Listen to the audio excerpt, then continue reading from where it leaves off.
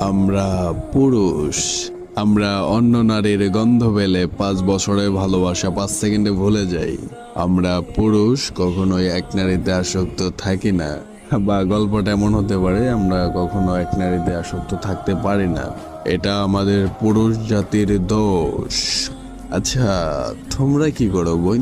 তোমরা ভালোবাসা শিখাও, কয়েকদিন খুব যত্ন করে ভালোবাসো, অসীম এক মায়ার বন্ধনে বেঁধে তারপরে গিয়ে অন্য একটা ছেলেকে বিয়ে করো। সেদিন ওই ছেলেটা বাঁচলো কি মরলো সেই খবরটাও রাখো না, আর দোষ দাও ফ্যামিলির। হ্যাঁ বোন, তোমরা পারো তো। বিয়ের পর তোমার স্বামী যখন তোমাকে আদর করতে আসে তখন ওই ছেলেটাকে মনে রাখতে।